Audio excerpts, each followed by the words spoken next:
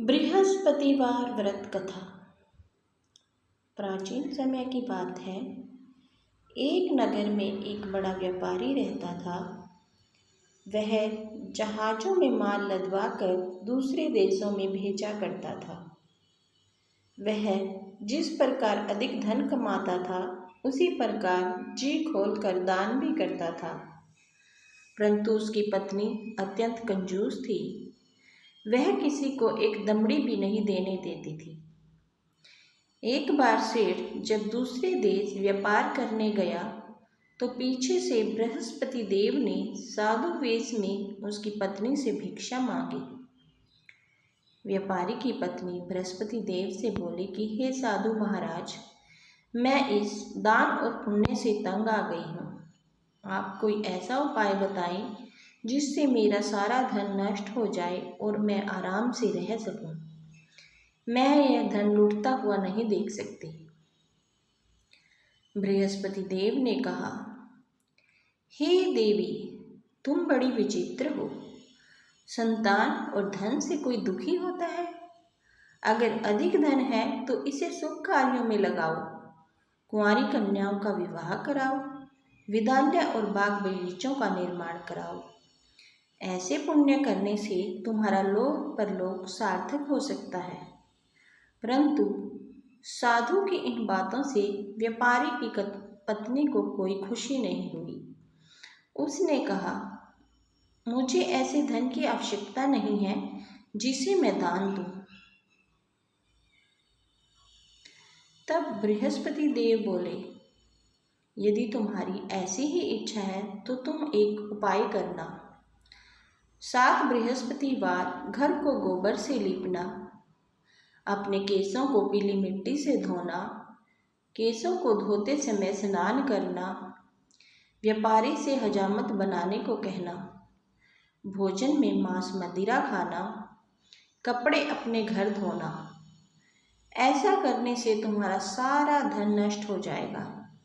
इतना कहकर बृहस्पति देव अंतर्ध्यान हो गए। व्यापारी की पत्नी ने बृहस्पति देव के कहे अनुसार 7 बृहस्पतिवार वैसा ही करने का निश्चय किया। केवल 3 बृहस्पतिवार बीते थे कि उसी समस्त धन संपत्ति नष्ट हो गई और वह परलोक सिधार गई। जब व्यापारी वापस आया तो उसने देखा कि उसका सब कुछ नष्ट हो चुका है। उस व्यापारी ने अपनी पुत्री को सांत्वना दी और दूसरे नगर में जाकर बस गया। वहां वह जंगल से लकड़ी काट कर लाता और शहर में बेचता। इस तरह वह अपना जीवन व्यतीत करने लगा। एक दिन उसकी पुत्री ने दही खाने की इच्छा प्रकट की, लेकिन व्यापारी के पास दही खरीदने के पैसे नहीं थे। वह अपनी पुत्री को आश्वासन देकर जंगल में लकड़ी काटने चला गया। वहां एक वृक्ष के नीचे बैठ अपनी पूर्व दशा पर विचार कर रोने लगा। उस दिन बृहस्पतिवार था। तभी वहां बृहस्पति देव साधु के रूप में सेठ के पास आए और बोले कि हे मनुष्य, तू इस जंगल में किस चिंता में बैठा है? तब व्यापारी बोला, हे महाराज, आप सब कुछ जानते हैं। इतना कहकर व्यापारी अपनी कहानी सुनाकर रो पड़ा। बृहस्पति देव बोले, देखो बेटा, तुम्हारी पत्नी ने बृहस्पति देव का अपमान किया था, इसी कारण तुम्हारा यह हाल हुआ है। लेकिन अब तुम किसी प्रकार की चिंता मत करो। तुम गुरुवार के दिन बृहस्पति देव का पाठ करो। 2 पैसे के चने और गुड़ को लेकर जल के लोटे में शक्कर डालकर वह अमृत और प्रसाद अपने परिवार के सदस्यों और कथा सुनने वालों में बांट दो। स्वयं भी प्रसाद और चरण अमृत लो। भगवान तुम्हारा अवश्य कल्याण करेंगे। साधु की बात सुनकर व्यापारी बोला, महाराज, मुझे तो इतना भी नहीं बचता कि मैं अपनी पुत्री को दही लाकर दे सकूं। इस पर साधु जी बोले, तुम लकड़ियां शहर में बेचने जाना तुम्हें लकड़ियों के दाम पहले से चौगुने मिलेंगे, जिससे तुम्हारे सारे कार्य सिद्ध हो जाएंगे। उसने लकड़ियां काटी और शहर में बेचने के लिए चल पड़ा। उसकी लकड़ियां अच्छे दाम में बिक गई, जिससे उसने अपनी पुत्री के लिए दही लिया और गुरुवार की कथा हेतु चना गुड़ लेकर कथा की और प्रसाद बांटकर स्वयं भी खाया।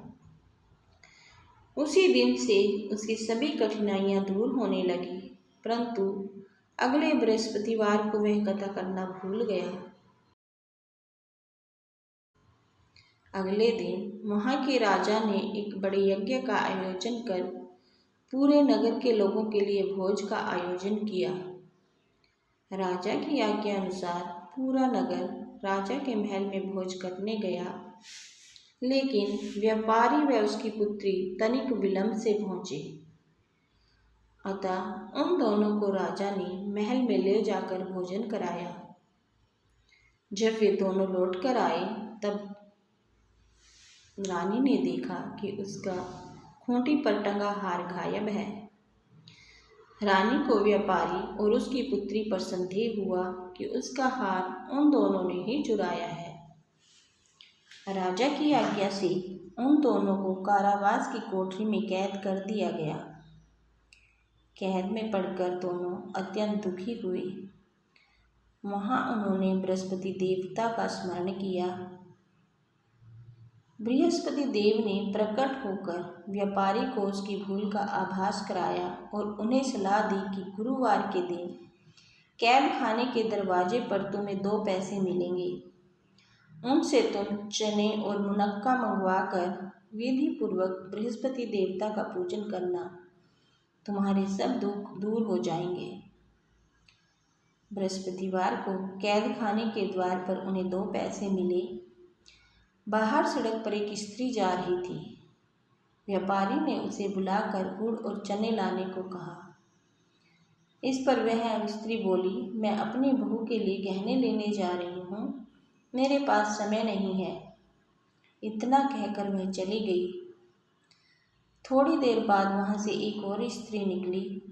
व्यापारी ने उसे बुलाकर कहा कि हे बहन, मुझे बृहस्पतिवार की कथा करनी है, तुम मुझे 2 पैसे का गुड़ चना ला दो। बृहस्पति देव का नाम सुनकर वह स्त्री बोली, भाई, मैं तुम्हें अभी गुड़ चना लाकर देती हूँ। मेरा इकलौता पुत्र मर गया है, मैं उसके लिए कफन लेने जा रही थी, लेकिन मैं पहले तुम्हारा काम करूँगी, उसके बाद अपने पुत्र के लिए कफन लाऊंगी।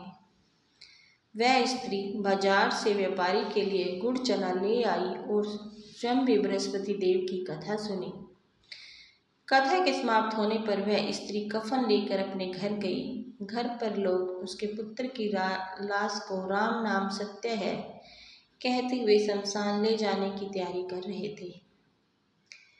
स्त्री बोली, मुझे अपने लड़के का मुख देख लेने दो।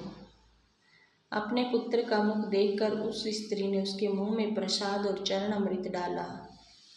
प्रसाद और चरण अमृत के प्रभाव से वह पुनः जीवित हो गया। पहले स्त्री जिसने बृहस्पति देव का निरादर किया था, वह जब अपने पुत्र के विवाह हेतु पुत्र वधू के लिए गहने लेकर लौटी और जैसे ही उसका पुत्र घोड़ी पर बैठकर निकला, वैसे ही घोड़ी ने ऐसी उछाल मारी कि वह घोड़ी से गिरकर मर गया। यह देख स्त्री रो रो कर बृहस्पति देव से क्षमा याचना करने लगी। उस स्त्री की याचना से बृहस्पति देव साधु वेश में वहां पहुंचकर कहने लगे, देवी, तुम्हें अधिक विलाप करने की आवश्यकता नहीं है। यह बृहस्पति देव का अनादर करने के कारण हुआ है। तुम वापस जाकर मेरे भक्त से क्षमा मांगकर कथा सुनो, तभी तुम्हारी मनोकामना पूर्ण होगी। जेल में जाकर उस स्त्री ने व्यापारी से माफी मांगी और कथा सुनी। कथा के उपरांत वह प्रसाद और चरण अमृत लेकर अपने घर वापस गई। घर आकर उसने चरण अमृत अपने मृत पुत्र के मुख में डाला। चरण अमृत के प्रभाव से उसका पुत्र भी जीवित हो उठा। उसी रात बृहस्पति देव राजा के सपने में आए और बोले कि हे राजन, तूने जिस व्यापारी और उसकी पुत्री को जेल में कैद कर रखा है वह बिल्कुल निर्दोष है। तुम्हारी रानी का हार वहीं खूंटी पर टंगा है। दिन निकला तो राजा रानी ने हार खूंटी पर लटका हुआ देखा। राजा ने उस व्यापारी और उसकी पुत्री को रिहा कर दिया और उन्हें आधा राज्य देकर उसकी पुत्री का विवाह उच्च कुल में करवाकर दहेज में हीरे जवाहरात दिए।